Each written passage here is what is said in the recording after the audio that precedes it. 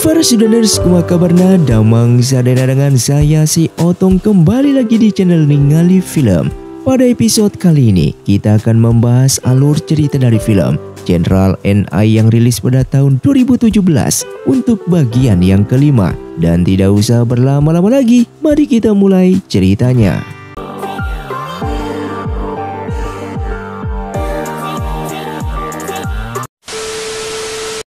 Film pun dilanjutkan dengan diperlihatkannya Beiji yang saat itu mendatangi kemah tentara Liang yang berada di perbatasan kerajaan Bailan. Kemudian Beiji menyerang semua orang di sana dan berhasil mengalahkan mereka dengan mudahnya. Bahkan jenderal dari kerajaan Liang tidak bisa melawannya. Beiji yang saat itu sudah tahu jika Kaisar Liang menyuruh pasukannya untuk menjaga perbatasan. Hal itu bertujuan untuk mengambil keuntungan dari peperangan.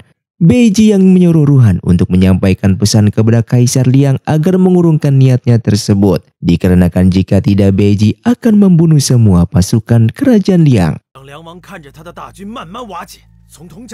Ruhan yang mendengar itu sangatlah marah dan kemudian langsung menyerang Beiji. Namun Beiji saat itu mengalahkannya dengan mudahnya. Di saat itu Beiji mengetahui jika Pingting berteman baik dengan Yang Feng yang merupakan istri dari Jenderal Zain. Namun Beiji tidak mengetahui lokasi kediaman mereka. Maka dari itu Beiji sengaja berkata kepada Ruhan jika dia akan membunuh Zain terlebih dahulu. Ruhan saat itu merasa sangatlah cemas dan kemudian mengirimkan salah satu prajuritnya untuk memberitahu Zain tentang hal ini. Yang ternyata saat ini Beiji mengikuti prajurit tersebut. Setelah tiba di kediaman Zain, prajurit itu pun berkata jika sebelumnya ada seseorang yang menyerang kemah mereka. Setelah itu Beiji yang mengikuti prajurit tersebut telah sampai di sana. Yang seketika semua orang menjadi panik dan terkejut atas kedatangan Beiji. Namun Beiji saat itu menjelaskan jika kedatangannya ini tidak bermaksud untuk jahat. Yang dimana kali ini dia ingin meminta bantuan Zain. Yang saat itu Beiji bertanya tentang keberadaan Pingting. Lalu seketika Yang Feng keluar sambil memarahi Beiji. Yang Feng saat itu sangat marah dan menganggap jika Beiji ini adalah suami yang tidak bertanggung jawab. Dikarenakan telah membiarkan Pingting hidup menderita. Beiji pun mengakui semua kesalahannya. Dia juga sadar jika Pingting telah membencinya. Namun meskipun begitu, Beiji tetap ingin bertemu dengannya. Setelah itu Beiji menanyakan keberadaan Pingting saat ini. Lalu Yang Feng saat itu berkata jika Beiji tidak boleh bertemu dengan Pingting agar dia bisa beristirahat dengan tenang. Mendengar semua itu Beiji pun seketika langsung terkejut. Namun Zain berusaha untuk menenangkannya sambil berkata jika mereka telah menemukan sebuah mayat. Yang ternyata di samping mayat itu terdapat tusuk rambut milik Pingting. Sementara kabar kematian Pingting itu telah sampai di kerajaan Bailan. Yotian yang mengetahui berita itu terlihat sangatlah berduka. Sedangkan di tempat lain terlihat jika Pingting saat itu sedang berada di sebuah kediaman seseorang yang bernama Tuan Han.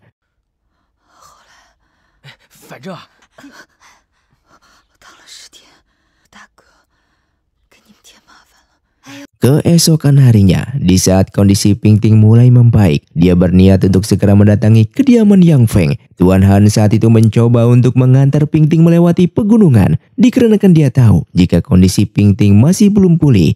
Lalu di sana Pingting menggunakan pakaian milik istrinya Tuan Han bertujuan agar dia hanya dikira sebagai penduduk desa. Hingga sampailah di kediaman Yang Feng, semua orang di sana mendadak menjadi panik. Dikarenakan ternyata Pingting yang selama ini dikira telah mati sekarang ada di depan mereka. Yang Feng yang saat itu merasa sangatlah senang dikarenakan sahabatnya itu ternyata masih hidup. Dikarenakan sebelumnya mereka menemukan mayat yang terdapat tusuk rambut milik Pingting.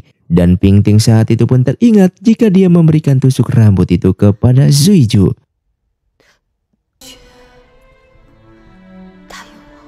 Di tempat lain, Kaisar Jin menemui Beiji yang saat itu masih bersedih di depan makam Pingting yang mereka kira dia sudah meninggal. Kaisar Jin saat itu mengungkapkan penyesalan atas perbuatannya sebelumnya dan kemudian dia mengatakan sebuah kebenaran yang ternyata mereka ini adalah saudara kandung. Mendengar hal tersebut Beiji sangatlah terkejut dan tidak tahu jika selama ini mereka adalah saudara kandung. Setelah itu Kaisar pun mengungkapkan jika dia sedang sakit parah dan umurnya saat ini sudah tidak akan lama lagi. Oleh karena itu Kaisar berniat akan menyerahkan tahtanya kepada Beiji. Namun Beiji langsung menolak rencana tersebut dikarenakan dia tidak tertarik dengan tahta kerajaan. Lalu kemudian Beiji pun langsung pergi dari sana.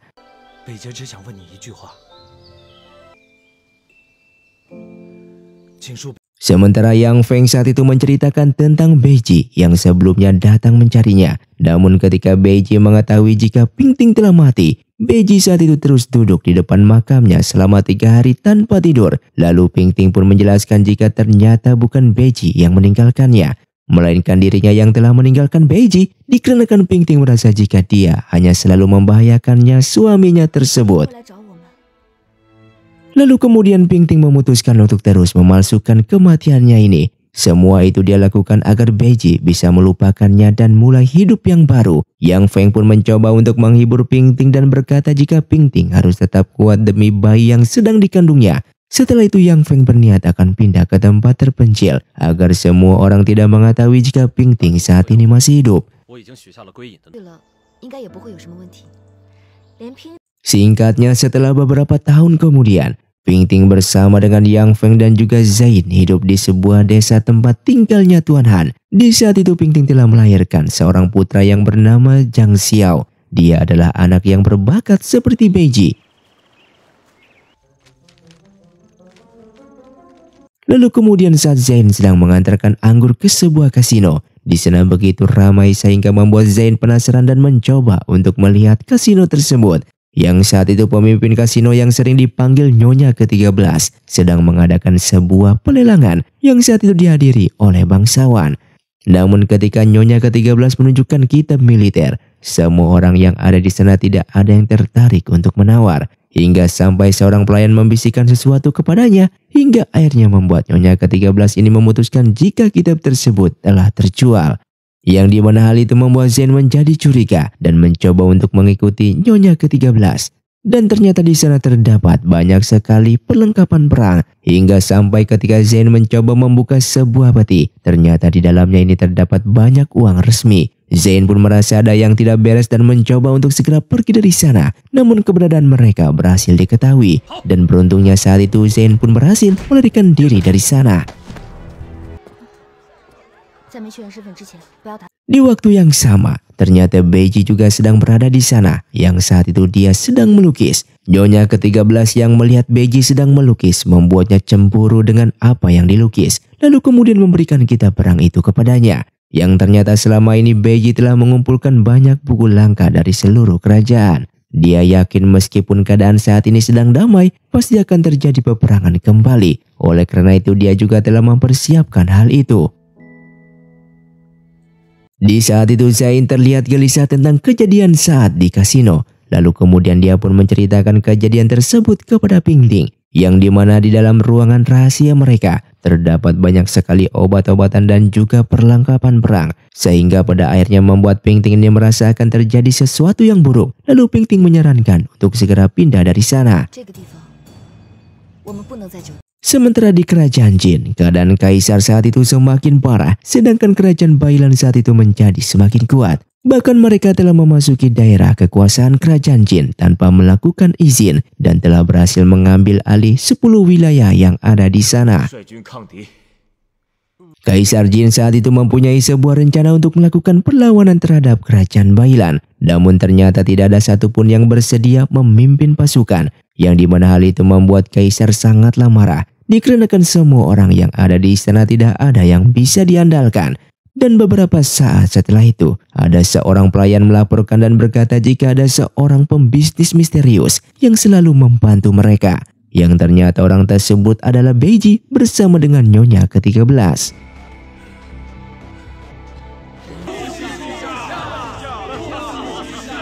Di tempat lain, Beiji mengumpulkan para bawahannya untuk menyamar menjadi tentara Jin dan membagikan beberapa makanan kepada penduduk. Semua itu dia lakukan bertujuan untuk mendapatkan kembali kepercayaan rakyat terhadap kerajaan Jin.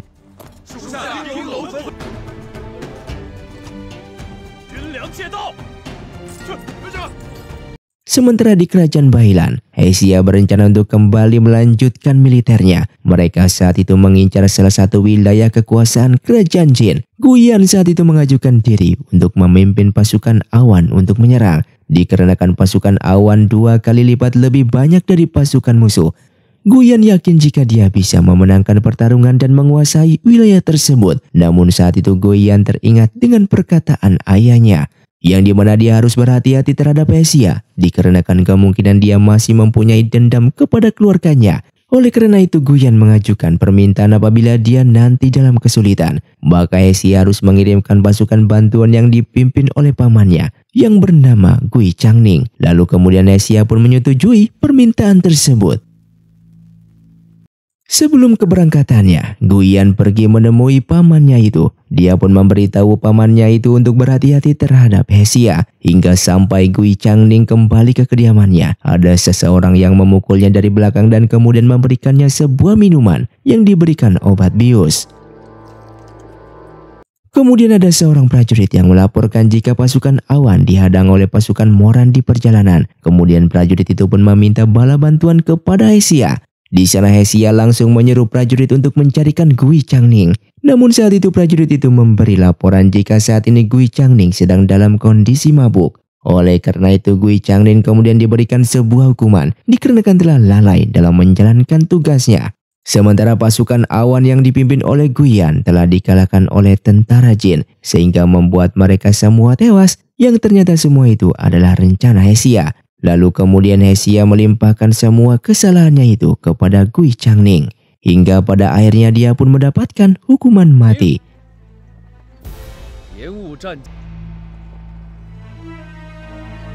Sementara di kasino, Beiji saat itu sedang menikmati sebuah anggur. Namun anggur yang saat itu dia minum rasanya sangatlah tidak asing. Beiji pun penasaran dikarenakan anggur yang dia minum itu rasanya seperti anggur yang pernah dibuat oleh Ping Ting. Lalu kemudian Beiji pun bergegas untuk menuju hutan tersebut. Sesampainya di sana, Beiji pun melihat Chang Xiao yang sedang bermain di sebuah kincir air. Di saat itu Chang Xiao pun terjatuh. Beruntung Beiji dengan cepat langsung menangkapnya. Di saat itu juga Beiji belum mengetahui jika Chang Xiao ini adalah putranya. Setelah itu Beiji mendatangi kediaman Ping Ting. Di sana dia disambut oleh Tuan Han. Beiji saat itu mengaku sebagai seorang pedagang anggur dan ingin bertemu dengan pembuat anggur di sana. Namun Tuan Han saat itu mencurigai Beiji ini adalah orang jahat. Maka dari itu dia mencoba mengaku jika dia adalah pemiliknya. Beiji saat itu masih tidak percaya dan kemudian dia akan membeli tempat tersebut. Tuan Han saat itu pun langsung menolaknya. Namun Beiji terus menawar dan bahkan dia berani untuk membayar 1000 tael emas. Tuan Han pun sangat terkejut dengan tawaran Beiji yang sangat banyak dan mencoba menyerang Beiji agar dia mau pergi dari sana. Hingga pada akhirnya istrinya Tuan Han keluar dari sana bersama dengan Chang Xiao. Beiji yang melihat jika wanita itu bukanlah Ping Ting, kemudian langsung segera meminta maaf lalu pergi meninggalkan tempat tersebut. Tak lama kemudian Ping Ting dan Yang Feng pun kembali ke sana. Tuan Han saat itu menceritakan jika ada seorang pemuda tampan yang ingin bertemu dengan Ping Ting. Yang Feng saat itu mengira jika orang yang diceritakan Tuan Han itu adalah Hesia. Ping Ting juga merasa khawatir dan kemudian segera mencari Chang Xiao yang sedang bermain.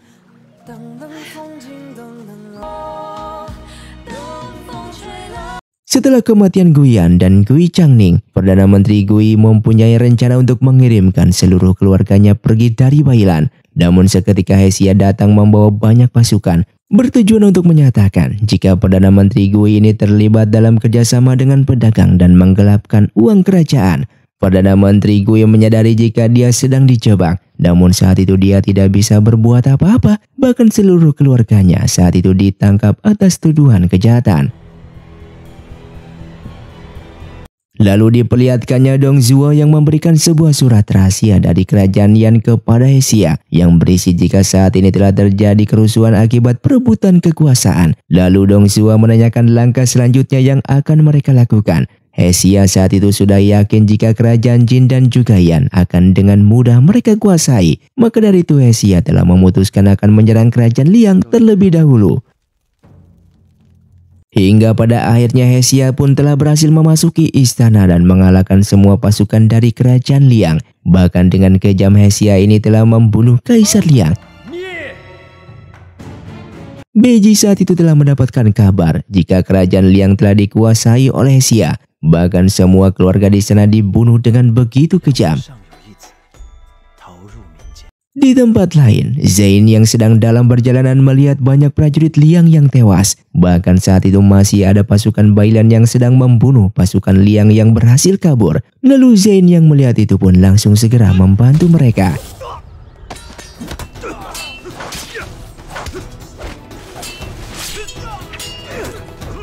Hingga di saat Zain akan melewati gerbang kota, di sana ada tentara Bailan yang memeriksa setiap orang yang lewat. Lalu ada salah satu prajurit yang mengenali Zain di pertarungan sebelumnya, lalu memerintahkan pasukannya untuk mengikuti Zain. Sesampainya di hutan, Zain langsung memberitahu mereka jika saat ini lokasi mereka sedang dikepung oleh kerajaan Bailan. Oleh karena itu mereka harus segera bergegas untuk melarikan diri dari sana. Namun setelah itu, pasukan Bailan datang mengepung kediaman mereka. Kemudian ada bawahannya Zain yang mengorbankan dirinya untuk menahan semua pasukan Bailan agar Zain dan yang lainnya bisa pergi dari sana.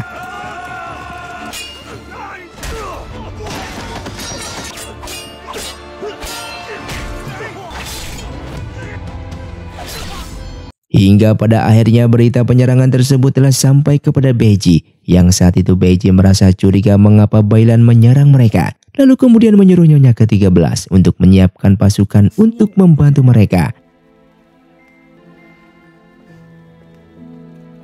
Sedangkan Pingting dan yang lainnya saat itu sedang bersembunyi di sebuah goa. Zain saat itu tidak bisa hanya berdiam diri. Dia pun telah memutuskan untuk pergi mencari pasukan Liang yang masih tersisa. Meskipun saat itu dia tahu jika ini akan sangat sulit baginya untuk selamat. Maka dari itu dia pun meminta Pingting untuk berjanji agar selalu menjaga Yang Feng.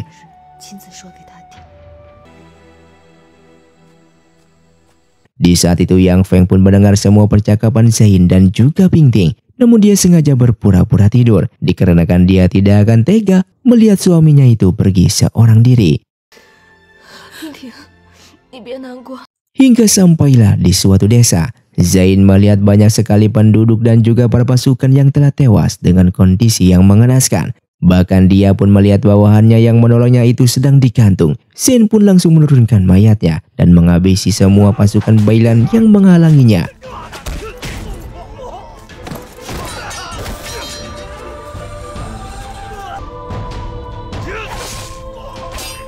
Sementara persembunyian Pingting saat itu sudah diketahui oleh para tentara Bailan. Para tentara Bailan saat itu melepaskan anak panah ke dalam goa tersebut, bertujuan untuk memaksa agar mereka keluar dari sana. Beruntungnya saat itu Beiji dan pasukannya pun telah datang untuk membantu mereka. Pingting saat itu terus memperhatikan Beiji. Di sana dia menyadari jika seseorang yang saat ini membantu mereka adalah Beiji, seseorang yang sangatlah dia rindukan. Lalu ada salah satu tentara Bailan yang mencoba melepaskan anak panah ke arah Beiji. Nyonya ke-13 yang melihat hal itu pun langsung segera melindungi Beiji.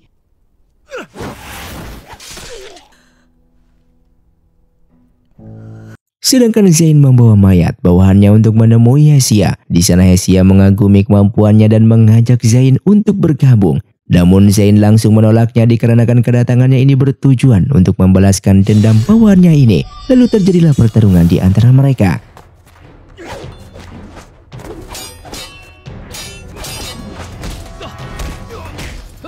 Dan di pertarungan tersebut berlangsung sangatlah sengit. Namun pada akhirnya Zain pun berhasil dikalahkan oleh Hesia.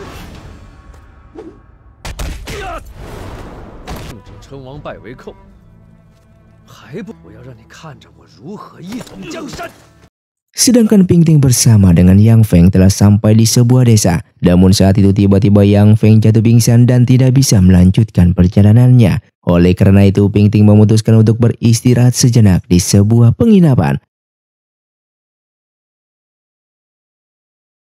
Yang saat itu Pingting keluar dari penginapan untuk mencarikan sebuah obat. Namun semenjak tentara Bailan menguasai daerah tersebut, semua penduduk desa tidak ada yang menyediakan obat. Lalu Pingting pun kembali ke penginapan. Di sana dia pun melihat Yang Feng sudah tidak ada di sana.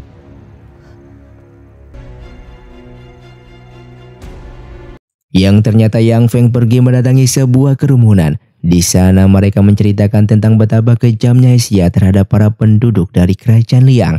Namun tak lama setelah itu tentara Bailan menembakkan anak panah ke arahnya. Lalu salah satu tentara itu berkata, jika Zain sudah terbunuh oleh Xia. Yang Feng yang mendengar hal itu sangat tidak menyangka jika ternyata suaminya ini telah terbunuh. Namun tentara Bailan sangatlah kejam dan tidak memiliki rasa kasihan meskipun kepada seorang wanita.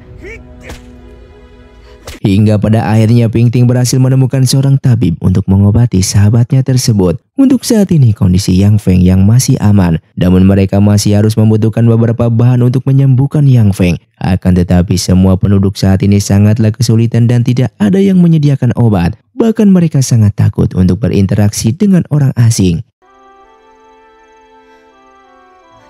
Mereka saat itu pun hanya satu tempat yang mungkin bisa menyediakan bahan obat-obatan, yaitu hanyalah di kasino. Oleh karena itu Ping Ting mencoba menyamar dengan menggunakan pakaian pria dan masuk ke kasino tersebut. Di sana ada pelayan yang menyambutnya. Ping Ting pun langsung mengatakan jika dia ingin bertemu dengan Nyonya ke-13. Namun pelayan itu berkata untuk menemui Nyonya ke-13, Ping Ting harus mempunyai setidaknya 100.000 tael emas. Lalu untuk mendapatkan banyak uang, Ping Ting memutuskan untuk bermain judi di sana. Ping Ting saat itu menggunakan kecerdasannya hingga pada akhirnya dia pun berhasil memenangkan permainan secara terus-menerus. Yang dimana hal itu membuat Nyonya ke-13 datang untuk menemuinya. Di sana Nyonya ke-13 sudah mengetahui jika Ping Ting sedang menyamar menjadi seorang laki-laki.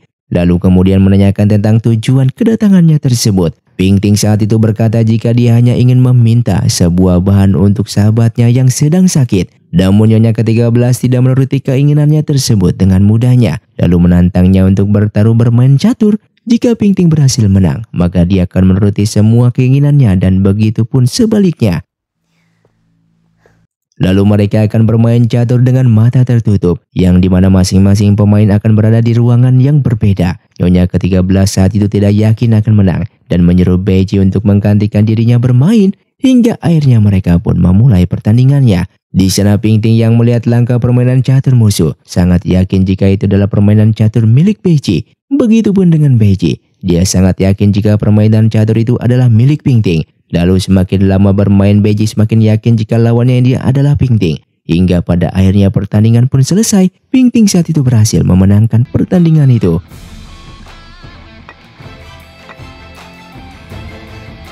Kemudian Beiji pun langsung berlari keluar untuk memastikan jika lawannya itu adalah Ping Ting. Dia pun berteriak memanggil nama Ping Ting. Nyonya ke-13 yang mendengar hal itu langsung segera ke ruangannya Ping Ting dan membawanya ke sebuah tempat. Di sana Ping Ting melihat lukisan dirinya yang dibuat oleh Beiji, yang dimana hal itu membuatnya sangatlah terharu. Seketika Nyonya ke-13 melepaskan ikat rambut Ping Ting dan memastikan jika memang benar wanita di depannya itu adalah Ping Ting. Kemudian Nyonya ke-13 pun memberikan obat yang diinginkan oleh Ping Ting dan berbohong jika Beiji sudah menikah dengannya. Dan kemudian menyuruh Ping Ting untuk segera pergi dari sana. Dan film pun bersambung. Terima kasih untuk kalian yang sudah menonton video ini sampai habis. Sampai jumpa di video selanjutnya. Saya pamit ulang dari Ningali Film. See you, undur diri dan salam Sundaners.